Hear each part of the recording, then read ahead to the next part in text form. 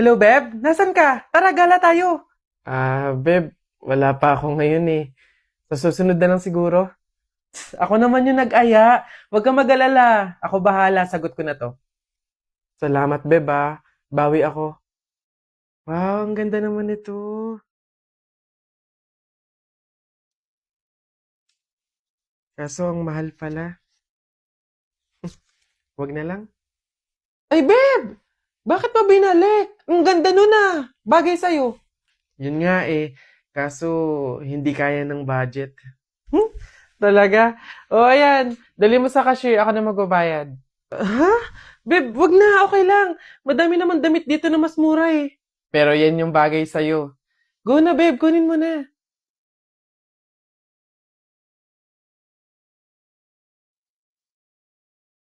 Ate, baka po may pera ka po dyan. Pambili lang po namin ng pagkain ng kapatid ko. Ay, naku, wala din kasi ako ngayon eh. Mahirap lang din kasi ako. Pero meron ako ditong tinapay. Ayan, paghatian nyo na lang yan Tapos meron ako ditong konting barya. Pamasahe ko dapat to, pero maglalakad na lang ako. Malapit lang naman yung bahay namin dito. Ayan, pagkasahin nyo na lang yan Pasensya na Salamat ate Kahit ikaw na mismong wala, magbibigay ka pa din. Huwag kayong mag-alala. Kapag ako sumakses, padadalan ko kayo ng supply ng pagkain. Yung maraming-marami para hindi na kayo magugutom. Gusto niyo yun? Nay, tay, may dala po akong ulam tsaka 200. Gosh, rumakit pa ako kanina.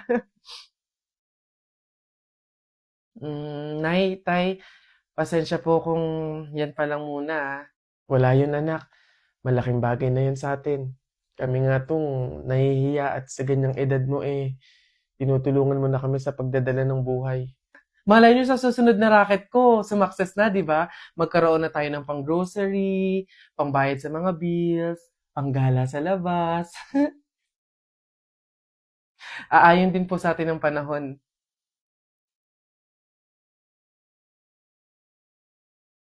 O basta mga pare, ganito ang plano ha. Kapag andun na tayo sa Mang Inasal, isang PM1 na only rice lang yung o-orderin natin. Isa lang ha. Tapos PM2 na hindi naman only rice. Makakatipid na tayo nun guys kasi doon sa order na only rice tayo, hihingi ng mga kanin. G? Okay? G. Good day mga sir. Excuse me, order kami no?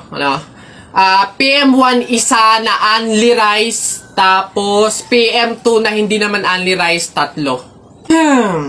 Hoy kayo. Sinong maloloko nyo ha? Wala na kayong maloloko dito. Alam na namin yung mga strategy nyo. Since mahal yung only rice, isang only rice lang yung o-orderin nyo. Tapos yung iba, mga mumurahin na. Ngayon, pag naubos yung kanin, tsaka nyo pupuntiryahin yung isang only rice lang na order nyo. Bubulos kayo ng bubulos, iisa lang naman yung in-order nyo only rice. Sinong maloloko nyo? Hindi. Simula ngayong araw na to, hindi na mangyayari yung ginagawa nyong ganyan. Kung sino lang yung umorder ng only rice, siya lang yung kakain ng madaming kanin.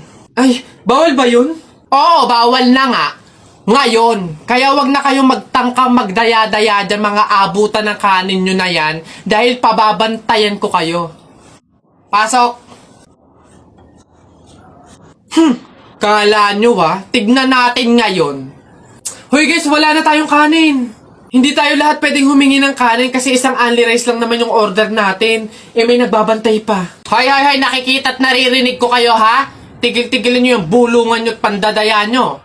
Sabi ko sa inyo, kung sino lang yung umorder ng only rice, siya lang yung kakain ng madaming kanin ha? Hay sa inyo, ako nga pala si Buboy, bagong lipat lang kami dito Oo, nakita namin kayo kagahapon nung naglilipat. Sali ka ba sa laro namin? May pellet ka ba? Tara, baril-barilan tayo, Ay, sorry, hindi na ako naglalaro ng mga ganyan-ganyan simula nung nakilala ako sa barangay namin dati. Magaling kasi ako sa flip-top. May kilala din kami dito, yung si Jepoy. Magaling din yung sa flip-top Tatalunin ka nun. Di tawagin niyo yung Jepoy na yan. Sabihin niyo, laban kami sa flip top, ano? Tatalunin ko yan, mas magaling ako eh. Baka akala niya. Ay, hoy Jepoy, may naghahamon sa'yo ng flip top sa kanto, yung bagong lipat na si Buboy. Kalabanin mo nga, ang yabang-yabang eh, mas magaling daw siya sa'yo sa flip top, tatalunin ka daw eh. Sige, asan yan? Turo niyo sa akin. Panapok din talaga sa akin yan. Hoy, ikaw yung umahamon sa akin sa flip top, ang yabang mo ah. O, laban tayo para magkaalaman. Tara, para malaman ko sino mas magaling. Ako unang banat nakita ko nanay mo pumunta sa Mindoro, walang madaanan, pumunta sa Inidoro. Ayun! Yun na yun, short mo green, damit mo green, 2022 na support ka pa rin! Sus, A, B, C, D, elementary, high school, college, di ka patuloy! Ayun! Eto, nakita ko tatay mo sa ilog, kumidlat, kumulog, laglag, pati itlog! Nasaan ba yung batang? Ay, babay! No, wala ka pa. Ay, nay! Kakalipat mo pa lang dito, nakikipag-away ka kaagad ha? Umuwi ka dun matulog! Talba lang tayo, walang talo sa atin. Babalikan kita. Ano ba yan? Nakakabagot naman, wala man lang akong magawa. Check ko kaya yung Instagram account ko. Tagal ko nang di nabubuksin yun eh. 2 followers lang? Daya naman, di ba na nadagdagan? Tagal ko na tong hindi nabubuksan eh. Daya, bakit kaya... Si Jepoy ito Hala, sikat pala siya sa Instagram. Kaya siguro siya sumikat sa Instagram, magaganda kasi ng mga pormahan ni Jepoy eh. Gagayain ko to para sumikat din ako. Ganito yun eh. Isa pa. May isa pa yun eh, ano pa ba yun? Meron pa, wait lang. Ganito yun eh. Isa pa. Ayun, nakaisang oras na. Titignan ko na yung post ko sa Instagram, baka sikat na rin ako. Wala man lang like, Miss Kisa! Ginaya ko na nga yung mga post ni Jepoy eh. Saan yung Jepoy na yan? Pupunta ko talaga, yung panapok talaga sa akin yun. Jepoy!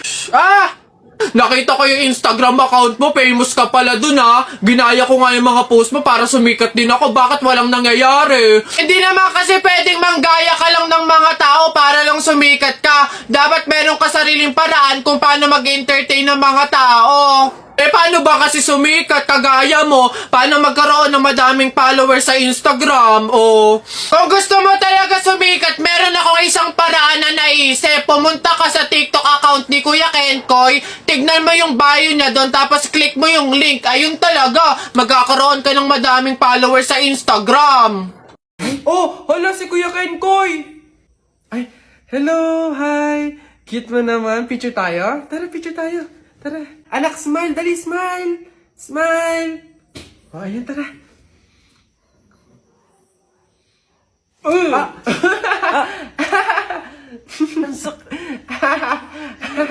Anak, bakit mo ginawa yun? Bad yun, ha? Sorry po, Nay. Natutuwa kasi ako kasi nakita kasi Kuya Kenkoy eh. Pasensya ka na, ha? Pasalamat ka nandyan yung nanay mo kung hindi natapon na kita sa bangin. Okay lang po. Una na po ako. Hi po, Kuya Kenkoy. Pinapanood ka po namin sa TikTok. Hello. Hi. Kamusta kayo? Parang hindi naman siya si Kuya Kenkoy kasi ang lapad ng mukha niya Tapos ang tangkad pala niya. Akala ko maliit lang. Nga, para siyang yung kapre ba yun? Yung parang dambuhalang pangit. Mga bata, alam niyo yung kuto? Di ba tinitiris yun? Gusto niyo tirisin ko din kayong dalawa, ha? Uwi! Pagod. May nag-message? Sino to? Bata. Anong message niya? Sagutin niyo po yung tawag ko. Tangin niyo po. Ayun niyo po sagutin. Ayan. Beb, tara, pasok ka. Beb, pagpasensyahan mo na yung bahay namin, Maliit tsaka makalat. Beb, ano ka ba? Ako na nga itong naki-overnight, Aarte pa ba ako? Siya, dyan ka muna, Aayusin ko muna yung higaan natin. Nay, gutom na nga po ako. Anak, wala pa nga ang tatay mo. hindi naman nakatanggap ng labada si nanay, kaya wala pang pang-budget ngayon. Konting tiis lang muna, anak, ha? Hello? May tinapay ako dito, oh. Gusto mo? Sa'yo na lang. Masarap yan. Salamat, ate.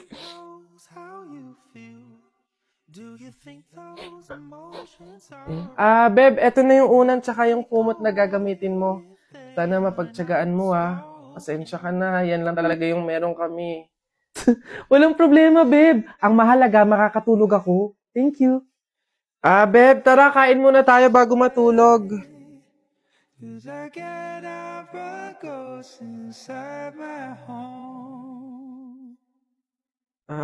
Beb, pasensya ka na, ha.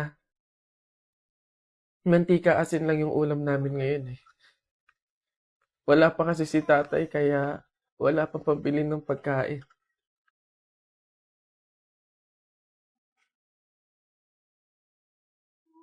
Sobra akong nahihiya sa'yo, Beb. Beb, ano ka ba? Magkaibigan tayo, oh. Hindi para i-judge kita. Mahirap naman talaga yung buhay. Minsan nasa baba tayo, to the point na talagang walang-wala na. Pero ang mahalaga, hindi yun palagi. Dadating din talaga yung panahon na nasagana tayo. Kaya na tayo?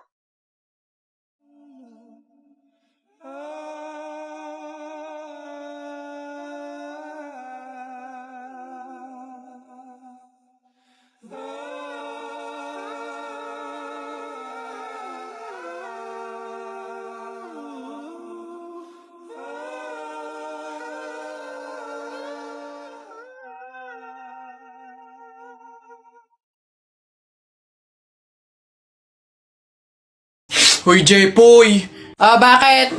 Alam mo, sabi sa akin ni Christian kahapon, takting yun, niyayabang ka ata nun eh. Ikaw daw yung kumuha ng mga itlog ng manok, tapos pinagbabato mo daw, papayag ka nun, tapos sabi sa akin nung isang araw, ikaw daw yung nagsulat ng bototoy dun sa kotse ni Kuya Eman. Papayag ka nun? Kung ako hindi ako papayag dun, sasapakin ko talaga yun. Sinabi niya yun? Nasaan yan? Panapok talaga sa akin yun. Ayun, Jepoy, niyayabaan ka pa na nung isang araw pa yan eh. Kung ako sa'yo, talaga sasapain ko yan. Yabang-yabang yan sa'yo eh. Hoy, Christian. Bakit?